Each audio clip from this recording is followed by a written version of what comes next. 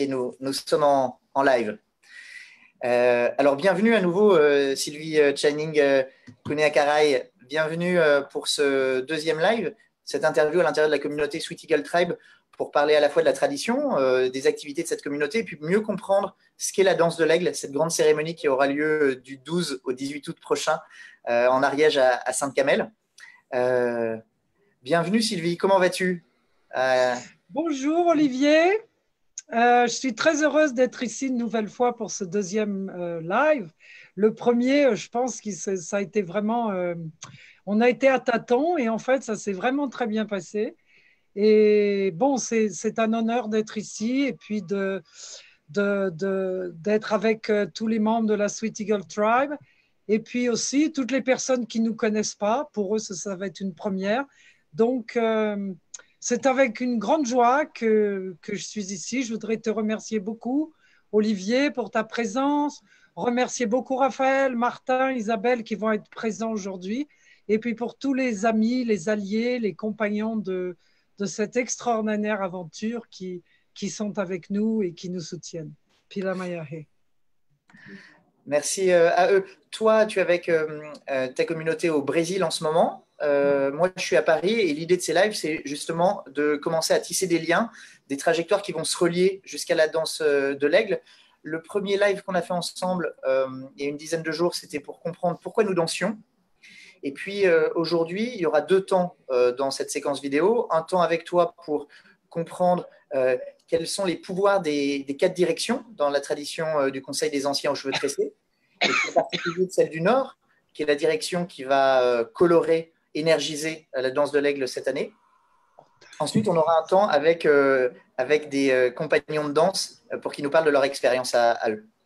Alors, je viens de parler des directions. Qu'est-ce que c'est les directions pour le Conseil des Anciens aux cheveux tressés, Sylvie?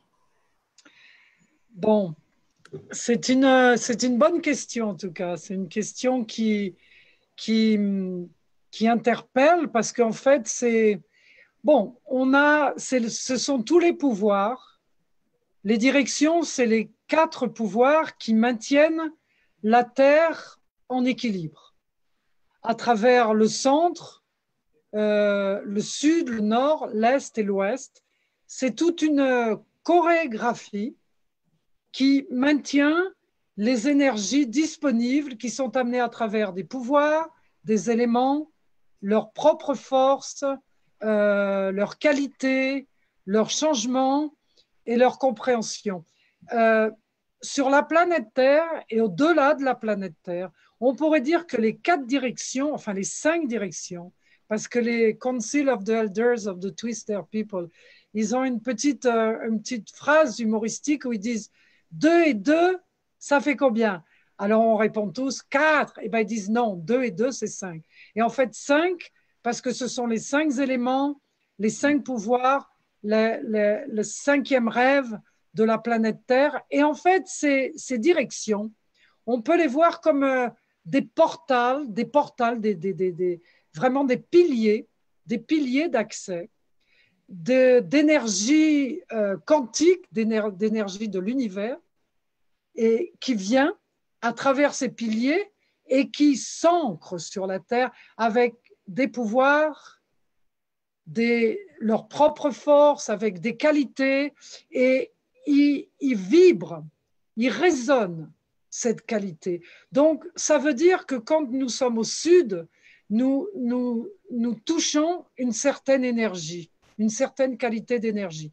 Lorsque nous sommes au nord, nous allons visiter une autre qualité d'énergie, une autre force, un autre pouvoir. Donc, c'est important de savoir que absolument toute la planète Terre, elle est, on pourrait dire, elle est en mouvement autour de ces quatre piliers qui sont immutables, ils ne changeront jamais. On peut dire que de l'hémisphère sud à l'hémisphère nord, le sud et le nord peuvent se inverser, mais les piliers restent les mêmes pour l'éternité, parce que c'est des piliers d'énergie qui projettent cette énergie de l'univers et qui fait vivre tous les habitants de la Terre.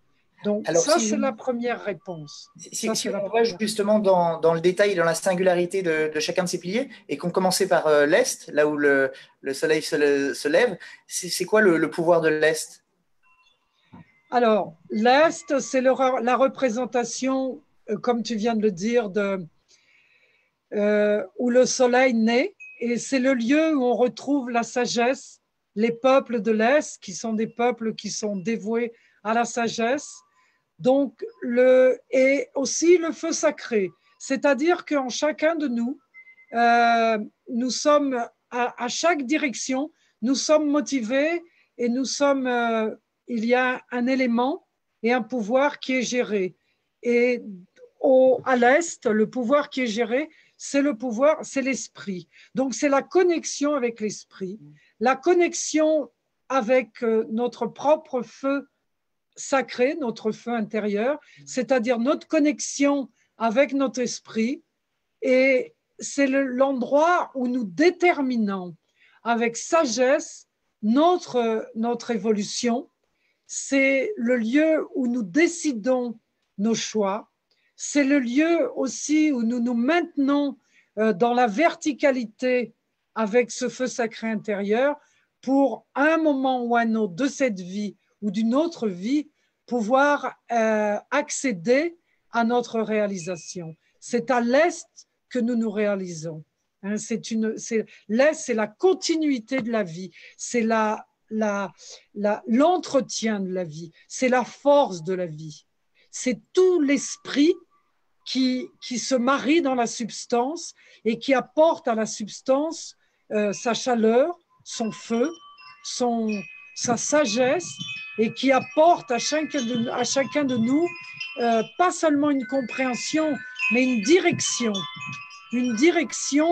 de nous maintenir dans notre feu sacré, d'apprendre à le connaître, d'apprendre à le vivre, de le vivre en équilibre, hein, parce qu'un feu qui brûle de trop, il n'est pas en équilibre, et un feu où il n'y a pas assez de flammes, il est en déséquilibre aussi.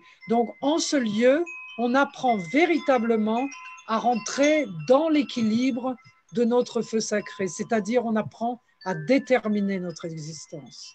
Ça, Merci pour le pouvoir et la sagesse de l'Est que tu viens de décrire. Si on se déplace maintenant dans le cadran vers le Sud, quel est le pouvoir du Sud?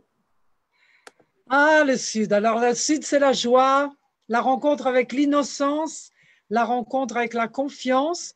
C'est le lieu des eaux, donc nos émotions. Hein, les eaux, en anglais, c'est emotion, hein, in motion. Alors, c'est toute l'énergie qui vient à partir de notre cœur, c'est toute l'expression de notre cœur, c'est tout, c'est vivant, c'est quelque chose qui pulse en nous et c'est une manière de s'exprimer. Donc, être au sud, dans une roue de médecine, que ce soit notre roue personnelle ou dans la roue de médecine de l'univers, c'est-à-dire être toujours connecté à la confiance. Et cette confiance dont je parle ici et maintenant, c'est quelque chose qui est beaucoup plus grand que nous, parce que c'est la connexion avec la source originelle. Donc, ça veut dire que le Sud, c'est le lieu où on rentre dans la vie en confiance. Et ça, c'est vraiment pertinent de parler de ça aujourd'hui, parce que de plus en plus, les personnes perdent cette confiance avec eux-mêmes, avec la vie, avec leurs relations, avec toutes les choses à travers lesquelles ils vivent dans leur quotidien. Ils perdent cette notion de confiance parce qu'ils ont eu des conflits, des ennuis, etc., etc. Donc, on perd mais en fait, la confiance, elle est en soi, elle n'est pas dans l'autre. C'est une confiance qui nous appartient. La confiance, c'est un état qui vient de la grâce. Donc, on est dans la confiance ou on n'est pas dans la confiance. Et ici, c'est honorer la vie, se donner à la vie, exprimer la vie, parler de nos nécessités, parler de notre amour pour soi, de notre amour pour le prochain. C'est parler avec notre cœur et c'est vivre la naissance à chaque instant de notre vie. Donc, c'est vraiment honorer la vie sous tous ses aspects et sur toutes ces manifestations. Merci aux cloches derrière toi d'applaudir ces paroles. À travers la danse de l'aigle, on visite les sagesses, les pouvoirs des 4 directions. En particulier l'année dernière, c'était la direction du Sud qui était à l'honneur. Et je peux témoigner, puisque c'était ma première danse de l'aigle, que la confiance m'a vraiment animé pendant cette cérémonie et puis tout au long de l'année. Les 13 lunes qui suivent notre danse sont chargées des énergies qu'on a pu danser. Et la confiance était bien présente. Donc merci aux énergies du Sud. Si je remonte dans le cadran, on arrive aux énergies de l'Ouest, les énergies du soleil couchant. C'est quoi le pouvoir de l'Ouest, Sylvie? Alors l'Ouest, c'est le lieu du rêve. Le lieu, nous allons au rêve. Et pas seulement ça, c'est la terre. Donc c'est l'élément de la terre, du corps de la mère terre. C'est-à-dire c'est la rencontre avec cette féminité qui appartiennent aussi bien à l'homme qu'à la femme et à tous les êtres vivants d'ailleurs. Et c'est la force matrice qui nous permet de rentrer dans notre intuition, dans notre perception, de devenir des êtres sensibles à l'écoute de la terre, à l'écoute du rêve de la terre, à l'écoute de la manifestation du rêve de la terre. Et ça, c'est seulement possible au moment où nous rentrons dans ce silence intérieur. Et la terre elle-même, quand on regarde la terre, elle appelle vraiment à ce retour en elle, à rentrer dans cet espace de vide, à cet espace de pénombre où il est possible de rentrer en soi-même, de faire le silence, de vraiment faire le silence avec tous ces dialogues incessants que nous portons toujours en nous dans notre vie quotidienne, et de pouvoir écouter avec nos yeux et pouvoir voir avec notre audition. Et ça, c'est vraiment le mystère de l'Ouest. C'est-à-dire, c'est rentrer dans l'impénétrable, rentrer dans le mystère de la vie, et à travers ce mystère, essayer d'aller y découvrir toutes les clés, toute la symbologie, toutes les choses qui font partie de cette vie et qui nous amènent de plus en plus de force pour pouvoir rapporter du monde de l'au-delà, du monde du rêve, notre rêve sacré. Donc l'Ouest, c'est l'introspection et c'est aussi le rêve, c'est aussi la mort, la libération de tout ce que nous portons, de plein de choses qui sont plus nécessaires. On a besoin de laisser la valise, que la mère Terre porte cette valise. On n'a pas besoin de porter des choses aussi lourdes, aussi encombrantes, aussi pesantes. On a besoin de se libérer. Donc, l'Ouest nous offre cette opportunité. La mère est généreuse, la mère est bonne et la mère est là pour nous accueillir sur son sein. Merci Sylvie. Effectivement, dans cette danse de l'aigle qui est une cérémonie, un rassemblement où on va danser, où il y a des moments de joie, d'extériorité, de communion avec le groupe, il y a aussi une conjugaison avec l'intime, avec le silence. Et puis à côté des moments de danse ou en préparation des moments de danse, il y a des moments d'enseignement où tu partages effectivement ces sagesses et puis des moments aussi de recueillement dans les huttes de sudation. Et la Terre est à nouveau là pour accueillir ce qu'on a à déposer. J'ai été très touché par ces moments voilà, en préparation de la danse. Ça, c'était pour les énergies de l'Ouest. Si on remonte le cadran, on arrive aux énergies du Nord, qui est la direction principale de la danse à venir. Alors, c'est quoi le pouvoir du Nord, Sylvie? Alors, nous allons visiter le Nord cette année. Donc, le Nord, c'est l'élément du Nord, c'est l'air. Donc, quand on regarde la cosmovision du Council of the Elders of the Twister People, la lumière est arrivée à travers le son et le son est venu jusqu'à nous à travers l'air. Donc, l'air, c'est la connexion avec le souffle de la divinité, c'est la connaissance universelle qui est à notre portée de main pour pouvoir comprendre, grandir. Le Nord, c'est le lieu où on va questionner, c'est le lieu où on va chercher, c'est le lieu où on va demander, c'est le lieu où on va vraiment se retrouver. Alors, d'abord, le Nord abrite aussi notre monde mental. Donc, nous devons aller visiter le monde mental pour pouvoir répondre à l'ouverture de cette conscience qui nous amène à la connaissance. Parce que le Nord, il a aussi cette partie mentale qui est présente en nous et qui nous appelle, qui nous demande beaucoup et à travers notre ego. Et il est important de savoir que aujourd'hui, je vois le monde mental comme un filtre. Et au-dessus de ce filtre, c'est la conscience. La conscience qui est là et qui nous permet d'aborder toute la connaissance universelle de toutes les traditions, parce que le Nord, c'est ça aussi, c'est le rassemblement de toutes les traditions, de tous les peuples, de toutes les cultures, de toutes les races, de toutes les philosophies, de toutes les ethnies. C'est le lieu où on accepte d'être en reconnaissance avec l'autre, de reconnaître la diversité avec l'autre et d'être en paix. Le Nord, c'est la rencontre avec cet état de paix intérieure, de pouvoir dire, OK, je suis ici, à ma place, je suis en paix, je communique quotidiennement avec cette source de connaissances et je suis porté par cette source de connaissances. Parce que le Nord, c'est la connaissance. C'est pas seulement le monde mental. Et j'insiste bien aujourd'hui là-dessus parce que j'ai entendu là tous ces temps-ci beaucoup de choses au niveau non, mais le Nord, Channing, c'est mental et tout. Non, non, non, non, non. Le Nord, c'est la connaissance, c'est la conscience. Le Nord, c'est l'ouverture de la conscience, c'est la conscience suprême. Donc, c'est aller visiter cette conscience pour pouvoir ensuite souffler cette air de divinité qui est apporté par l'air, par le souffle de la divinité, souffler cet ego de ce monde mental pour vraiment libérer les schémas de croyances, les valeurs et toutes les choses qui nous empêchent et qui nous bloquent de pouvoir accéder à cette conscience. Parce que la conscience, c'est l'éveil. Et l'éveil, c'est l'illumination.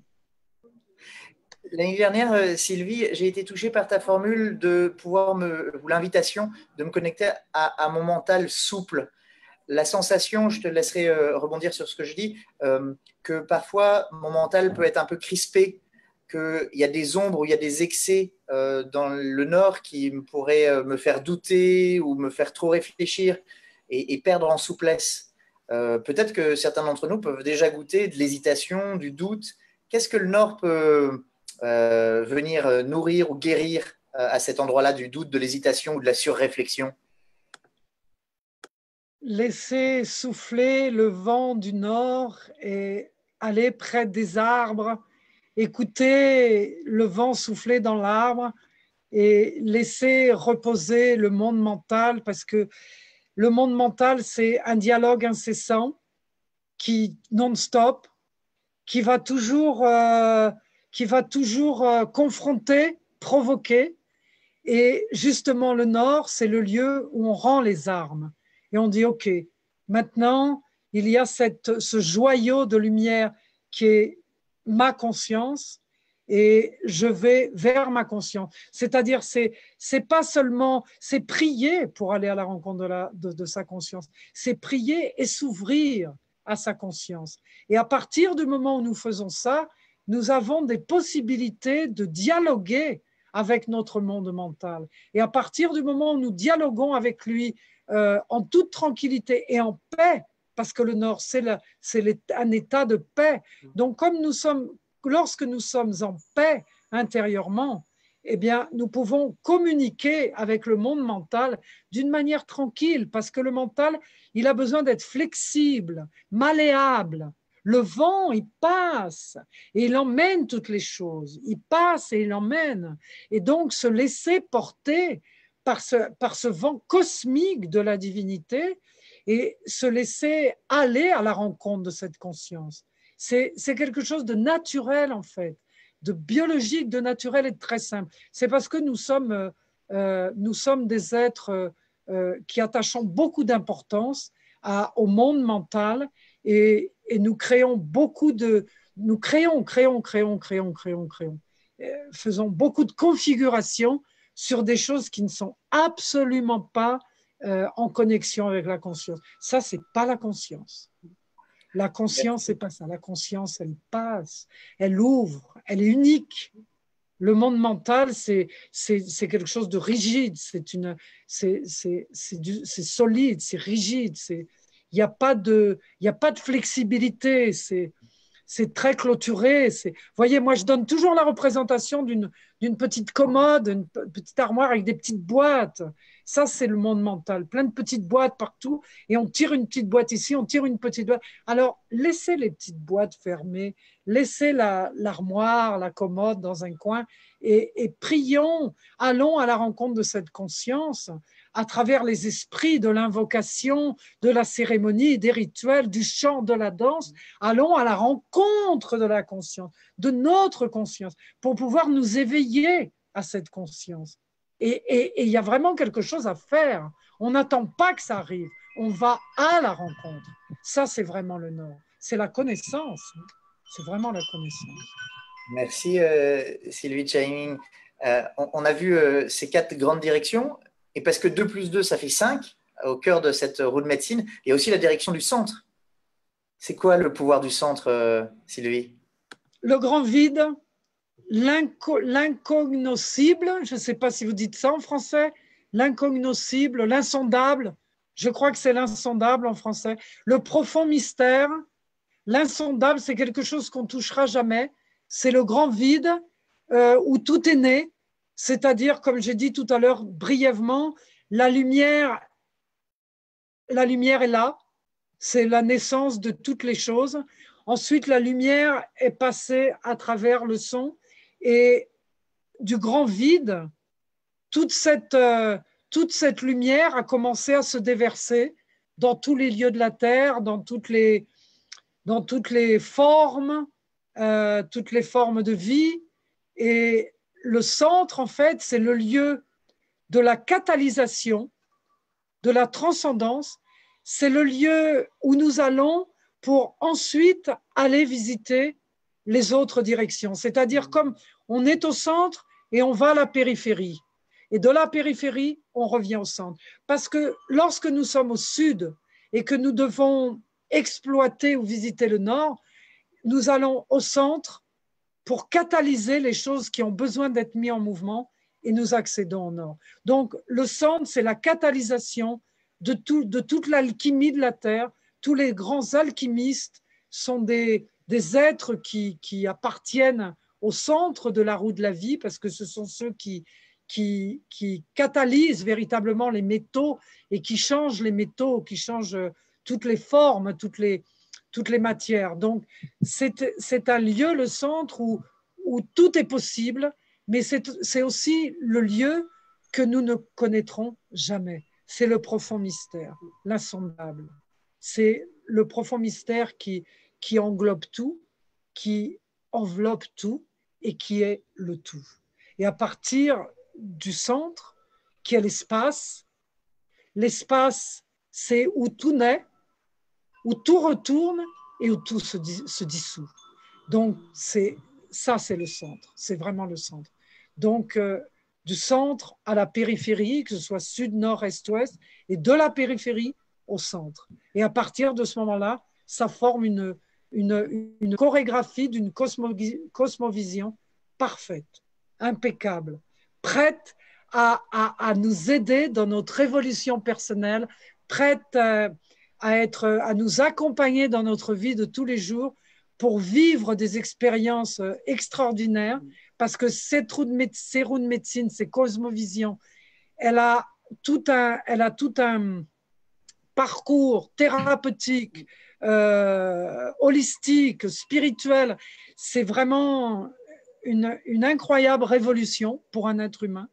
C'est un parcours de vie qui, quand on le vit, et on suit vraiment la cosmovision de ces lignées, on arrive vraiment à la compréhension de son être, on arrive à stabiliser de plus en plus, à équilibrer notre structure humaine.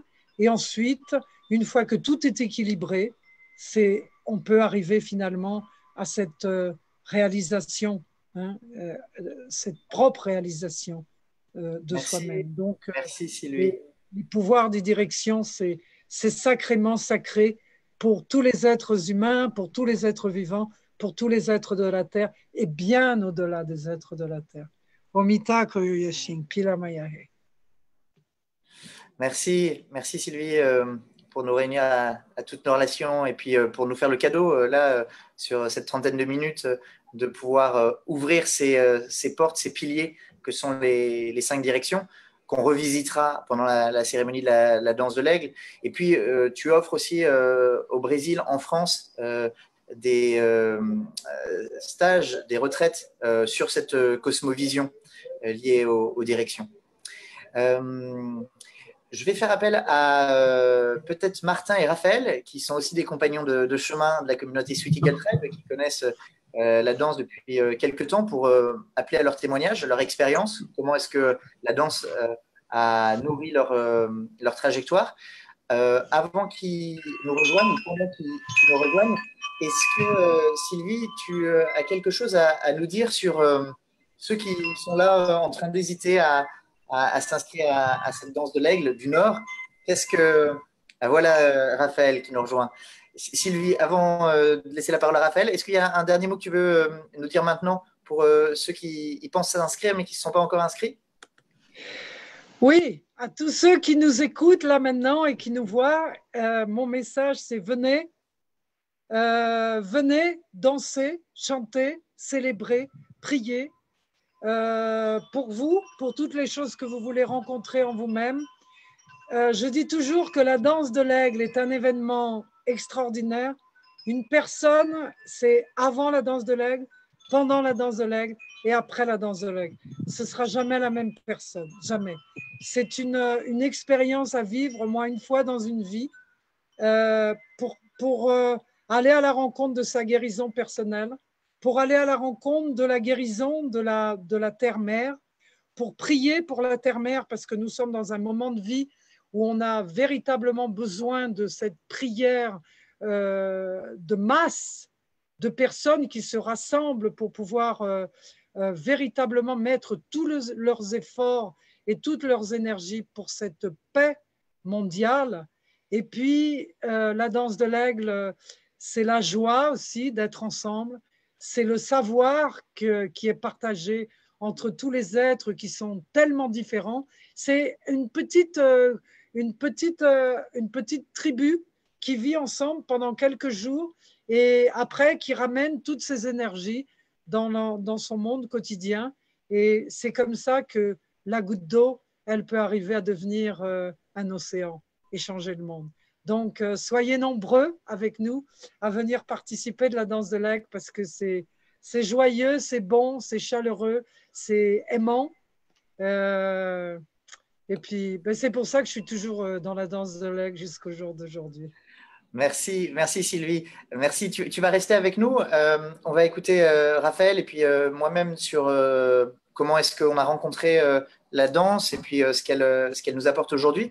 Une pensée particulière pour Daniela, Nadège, pour Isabelle, pour Martin qui sont en ligne en ce moment. Certains d'entre eux auraient eu plaisir à nous rejoindre pour cette vidéo. On est une communauté mondiale avec un lien du cœur qui est très fort et parfois un lien Internet un petit peu instable. Donc, on va commencer avec Raphaël. Bienvenue, Raphaël. Première question que j'aimerais te poser. Comment est-ce que tu as rencontré la danse de l'aigle? Comment est-ce que ta trajectoire a rencontré celle de la communauté Sweet Eagle Tribe? Bienvenue, Raphaël.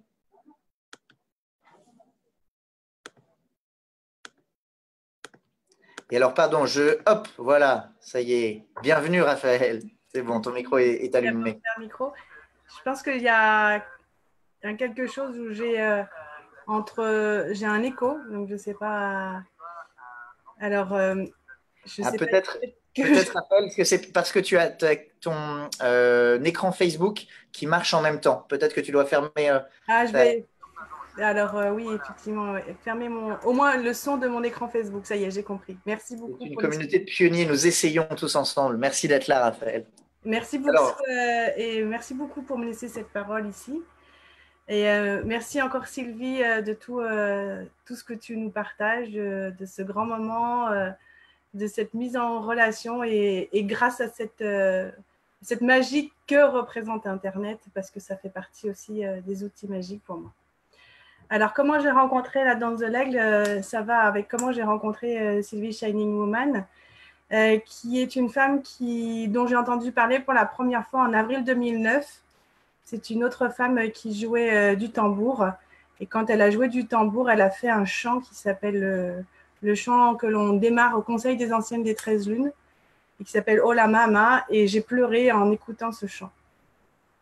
Et j'ai fait tout un cercle de Conseil des Anciennes des 13 Lunes. Je l'ai suivi, puis je l'ai partagé avec des femmes. Et je l'ai refait en 2015 et en 2016 avec Sylvie Shining. Et elle nous a commencé à nous parler de la danse de l'aigle, qu'il fallait être des danseurs, des chanteurs. C'était juste, comme elle dit, énorme tout ce qu'elle nous racontait. J'étais vraiment perdue, mais en fait, ma tête était perdue, mais mon cœur savait très bien où est-ce qu'on allait. Et c'est comme ça que j'ai connu la danse de l'aigle. Et puis, c'est sûr que j'étais dans un lien où je connaissais des gens qui en avaient déjà fait au Brésil. C'était la première fois que ça allait aller en France. Et c'était un plaisir comme ça d'y aller. Et j'y Donc suis. toi, tu as déjà pratiqué la danse de l'aigle plusieurs fois et tu as commencé au Brésil. Ça sera ta combienième danse cette année? Non, justement, c'est ça. C'est que j'avais des amis qui participaient aux danses de l'aigle au Brésil. Elles me racontaient les grands voyages fantastiques, comment elles revenaient transformées, comment leur être se mettait à rayonner, comment elles faisaient des pas de géants dans leur vie. Moi, parfois, je stagnais. Et je m'étais dit, bon, il va falloir vraiment que j'économise, que j'aille au Brésil. Et puis, quand Shining nous a parlé, Sylvie nous a parlé de la danse de l'aigle qui arrivait en France, je me dit, ça va être merveilleux. Et alors là où c'était doublement merveilleux pour moi, c'est que comme ça se passe en Ariège et que j'ai une grande partie de famille en Ariège, j'ai vu tellement de signes et de symboles, je me suis dit, je ne peux pas faire autrement que de plonger, quoi. Donc tu étais là l'année dernière pour la danse de l'aigle. La première, ouais. Qu'est-ce qui fait que tu reviens cette année? Qu'est-ce que tu viens chercher ou qu'est-ce que tu viens nourrir dans cette danse de l'aigle du Nord?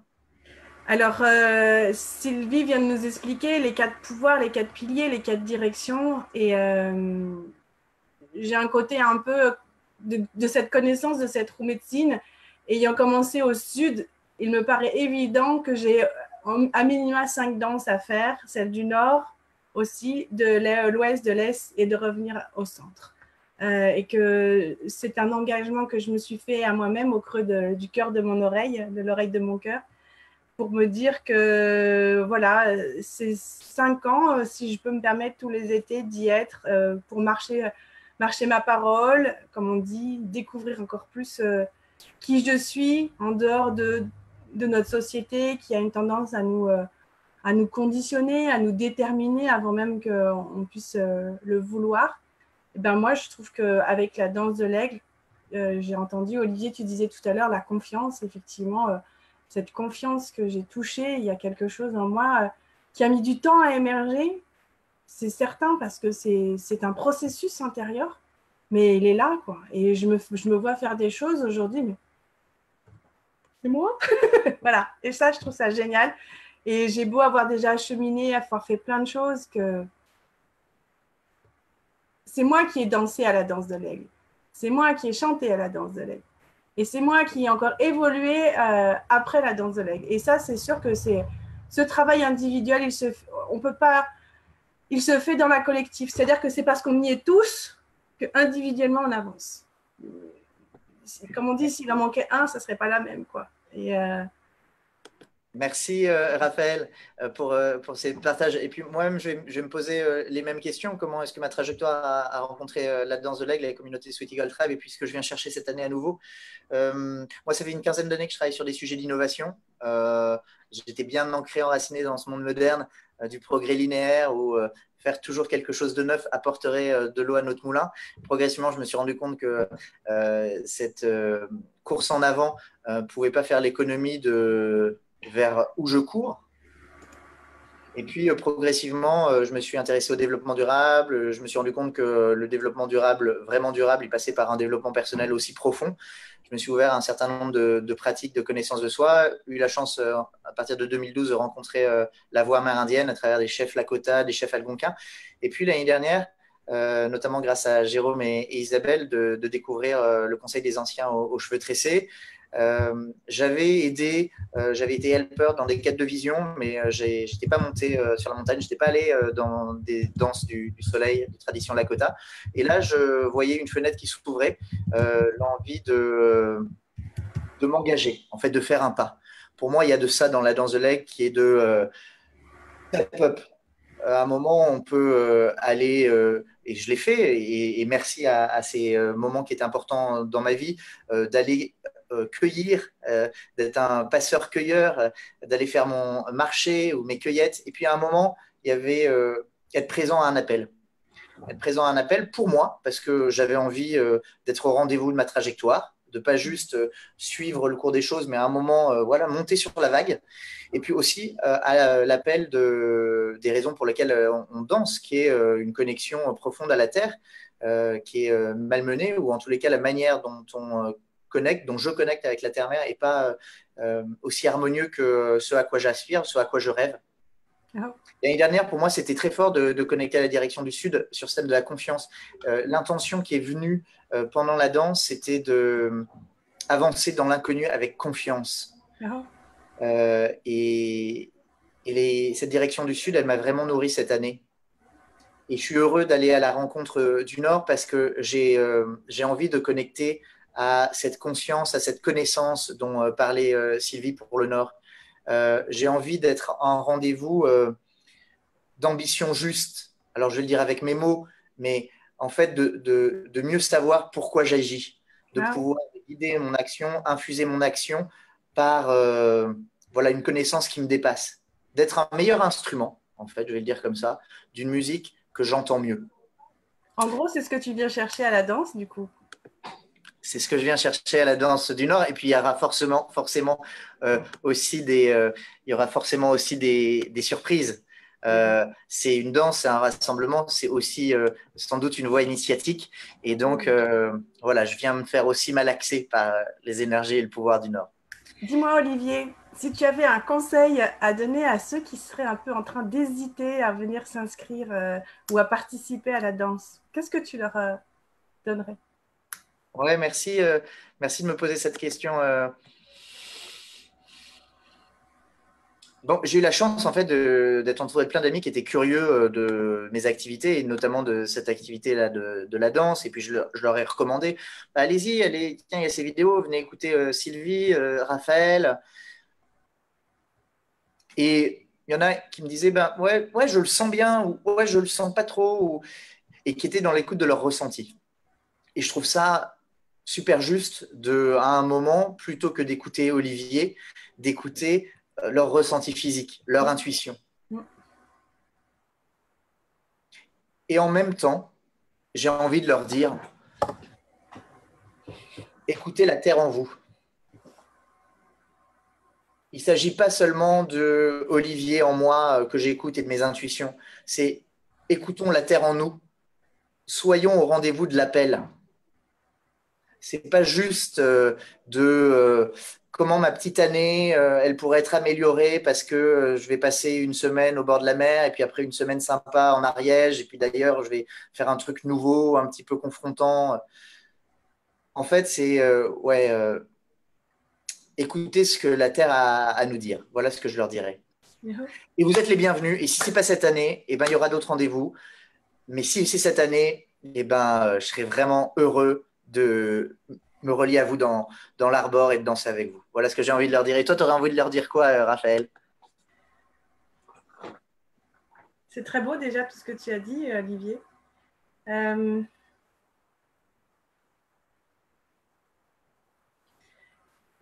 Comme la terre, pour moi, est tellement sacrée et c'est un message d'évidence. Il y a aussi ce cœur, le cœur d'être soi d'être soi, pleinement soi, libéré peut-être de toute convention.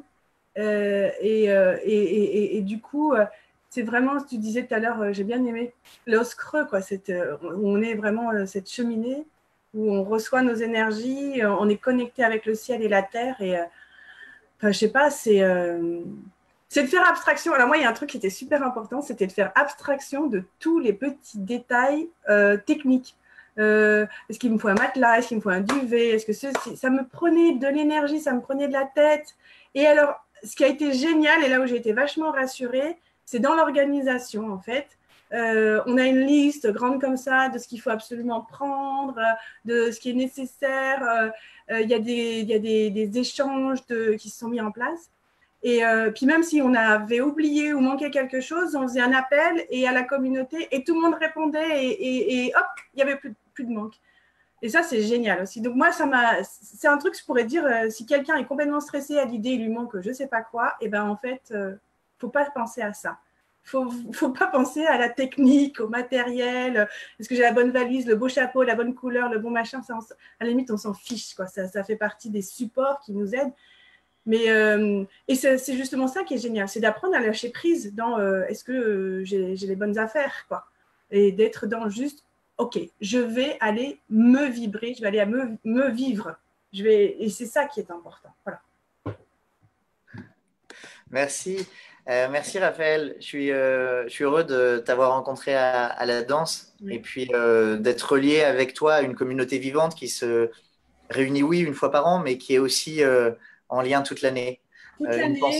Toute l'année par des WhatsApp, par des groupes perso privés sur Facebook. Et puis par des rencontres physiques aussi. Il y a dans la matière physique, on se rencontre aussi. Ouais, c'est vraiment Pensez aussi pour celles qui préparent et ceux qui préparent les chants, parce qu'on parle de la danse, mais il y a aussi des chanteurs et des groupes de chants qui s'activent aujourd'hui. Exactement. Tous les mois, j'ai fait partie d'un groupe de chants où on a répété les chants qui donnent le rythme aux danseurs pour danser, pour être. Et c'est vraiment sympa parce qu'on se rencontrait tous les mois. Alors, qui dit chant dit envie de chanter, et je crois que la communauté brésilienne a très envie de nous offrir un chant. Oui. Nous revoilà tous ensemble. Sylvie, mon micro. Bienvenue. Ton micro va être allumé. Est-ce qu'on entend le micro? Rétablir le son de Sylvie. Ah. Tu as ouvert une autre caméra, Raphaël, a priori. Ok, j'ai rétabli le... Ah, bravo. Bravo. Ah, et là, on a Isabelle qui vient de nous rejoindre. Bienvenue, Isabelle. Oh, Isabelle. Isabelle, est-ce que tu nous entends?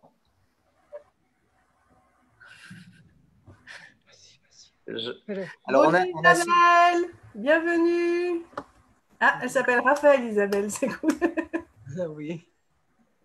Isabelle, merci de nous faire un petit coucou. Je ne sais pas si on va avoir le temps et les modalités techniques de pouvoir t'entendre. En tous les cas, c'était sympa de te voir. Est-ce que tu nous entends? Ok. Alors, génial. C'est une bonne invitation pour qu'on refasse quelque chose encore plus nombreux. Merci aux énergies de la Suisse avec Isabelle d'être là. On va rester connecté du coup au Brésil. Et voilà, Sylvie. Alors, Sylvie, il y a une belle montagne derrière toi. Où est-ce qu'on est exactement au Brésil? On est sur une montagne complètement, un lieu tellurique où il y a une énergie extraordinaire. Et cette montagne que vous voyez derrière, il y a beaucoup de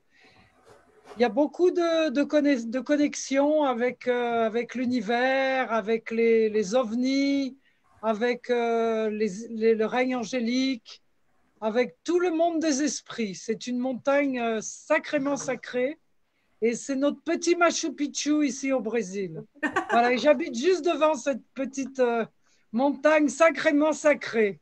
Voilà. Comment ça s'appelle cette montagne? Elle s'appelle le Morand. Grande montagne élevée, son nom. Sylvie, tu nous as entendu, Raphaël et moi, sur nos trajectoires et notre relation à la danse. Est-ce qu'il y a quelque chose que tu veux rajouter ou est-ce qu'on se quitte juste en chanson? Enfin, en chant, Ben, pardon. je voulais juste vous remercier, à toi et à Raphaël. J'ai trouvé que vous étiez très bien, simple, tranquille, et j'ai beaucoup aimé ce que vous avez dit. Et je pense que c'est ça, c'est la danse de l'aigle, c'est une grande famille qui se rencontre dans la joie pour partager des sentiments d'amour, se dire on s'aime, des choses tellement difficiles à l'heure actuelle de se dire. Donc, c'est. Voilà, en tout cas, vous avez tous les deux, vous êtes parfaits, vraiment. Enfin, tous les trois, nous tous, on est tous parfaits.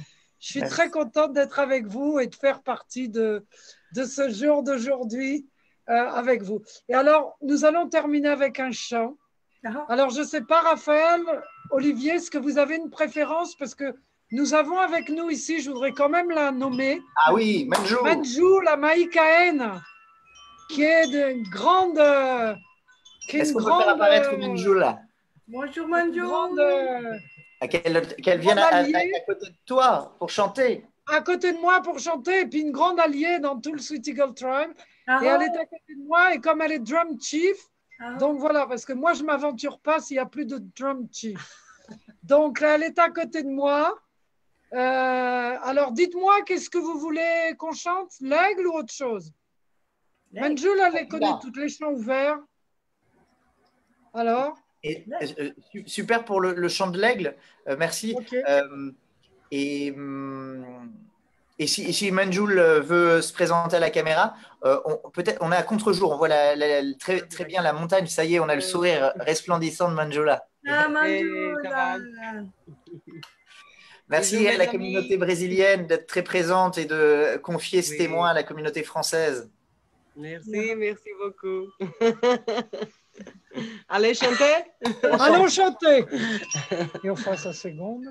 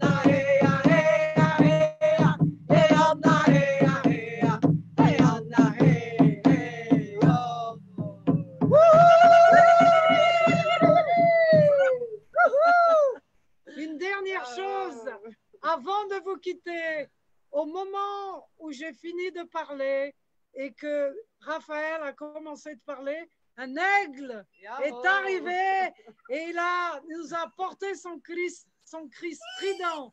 Il est arrivé, il a survolé sur nous et voilà. Voilà.